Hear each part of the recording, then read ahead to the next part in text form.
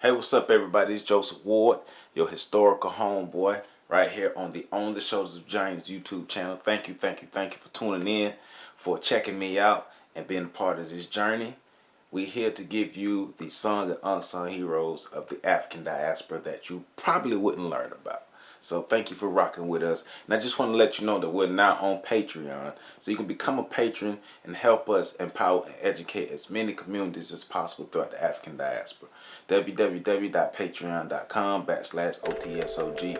Now go ahead and get to this video so we can drop this knowledge on you. Peace out.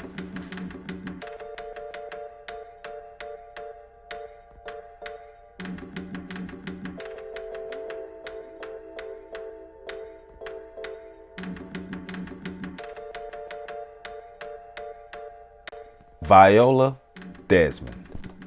On July 6, 1914, Viola Irene Davis was born in Halifax, Nova Scotia, as one of 10 children to parents James Albert and Gwendolyn Irene Davis. James was a barber and Gwendolyn was a homemaker. Gwendolyn was seen as an uncommon woman. She was a white woman who made a family with a black man, and she was active in fighting for black rights. As a young girl, Viola wanted to be a hairdresser. She also noticed a need for black hair care and beauty products in Nova Scotia. Racism in Canada was prevalent and would deny Viola her human right to attend beauty schools in Halifax. Determined to get the training she needed, she moved to Montreal, Canada to attend the Field Beauty Culture School before attending beauty school in Atlantic City, New Jersey, and New York City. In New York, she was able to develop her skills attending one of Madam C.J. Walker's beauty schools. She would complete her training and earn her diploma from the Apex College of Beauty, Culture, and Hairdressing in Atlantic City, New Jersey.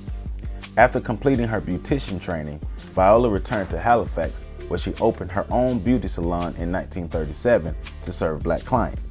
Her salon was very popular and even attracted notable black Canadian women such as opera singer Portia and Nova Scotia's first black nurse, Gwen Jenkins. Returning to Halifax also afforded Viola the chance to meet and marry a man named Jack Desmond, who was integral in helping her become a successful businesswoman. Viola drew from her own experience as an aspiring beautician. She remembered the discrimination she faced and didn't want any other black woman to face discrimination. So the Desmond School of Beauty and Culture was created to serve and educate the future of black women beauticians. Viola Desmond was truly standing on the shoulders of black hair care pioneers Annie Malone and Madam C.J. Walker. Annually, the Desmond School of Beauty and Culture would graduate up to 15 women fully equipped as master beauticians and businesswomen. Black women from all over Canada and parts of the United States attended Viola's school. Black women who were rejected by white-run beautician schools found a place at the Desmond School of Beauty and Culture. Entrepreneurship was in Viola's blood and professional training, so it was no surprise that she created her own line of beauty products, VI's Beauty Products. Later in her entrepreneur journey, Viola and her husband Jack joined forces and opened a beauty and barber salon to serve black men and women in Halifax. Viola Desmond became a notable woman within the communities of Halifax, but her success would not shield her from the ongoing racism experienced in Canada. In 1946, Viola took a business trip to New Glasgow, Nova Scotia to sell her beauty products. She was experiencing car trouble and took her car to be repaired. Informed that it would take a day to fix her car, she decided to see the movie Dark Mirror at the Roseland Theater.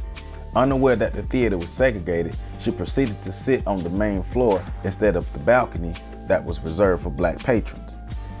Viola was said to be nearsighted and sat in the main floor section so she could see. She was also sold a ticket designated for the balcony. Tickets for black moviegoers was taxed higher than tickets for white moviegoers. The manager of the theater quickly demanded that Viola leave the main floor and sit in the balcony. She refused to move because she could actually see the screen from her main floor seat. The theater called the police and Viola was removed from the main floor by physical force and injured in the process. For her refusal to leave the white section, she was arrested and charged with tax evasion.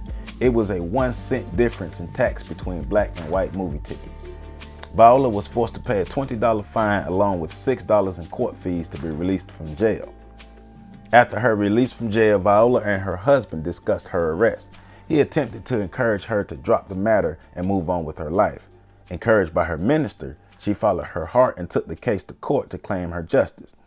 Black Canadian journalist Carrie Best wrote about Viola's case in the Clarion, which was a black-owned Canadian newspaper. The story running in the newspaper helped the case to gain momentum and support.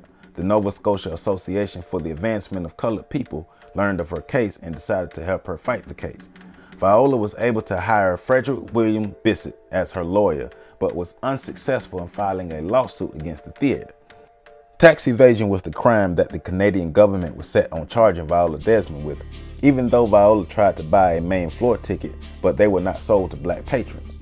The language of the Nova Scotian statutes did not help Frederick Bissett's argument against tax evasion.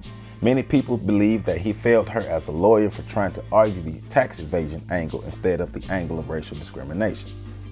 Even though Bissett was unsuccessful in his defense of Viola Desmond, he did not charge her for his services. The money he would have charged her was used to support the Nova Scotia Association for the Advancement of Colored People, which was in its infancy stage. Following her loss in her trial, she closed her businesses and moved to Montreal, Canada, and enrolled into business college. Later, she would settle in New York City before she died of a gastrointestinal hemorrhage in 1965. In 2010, Viola was pardoned posthumously by the Lieutenant Governor of Nova Scotia for her wrongful arrest and conviction in the movie theater. Though Viola Desmond was no longer with us physically, her legacy was set. A scholarship was created in her name at Cape Breton University. In 2012, her likeness was displayed on a commemorative Canadian stamp. In 2016, a Halifax harbor ferry was named and her name was included in her honor. In December of 2016, her likeness was chosen to appear on the Canadian $10 note. In January of 2018, she was named a National Historic Person. In June of 2018, she was given a star on Canada's Walk of Fame. She was an outside-of-the-box thinker and Black Canadian pioneer. She was not afraid to face Canada's racist systems, even if it was not a planned event. She created the black hair care industry in Canada while creating opportunities for other black people to succeed. Miss Viola Irene Desmond, we proudly stand on your shoulders. For more information, please visit www.ontheshoulders1.com or www.ontheshoulders.org. And remember, visit my website so you can learn more about the On the Shoulders of Giants African History book series.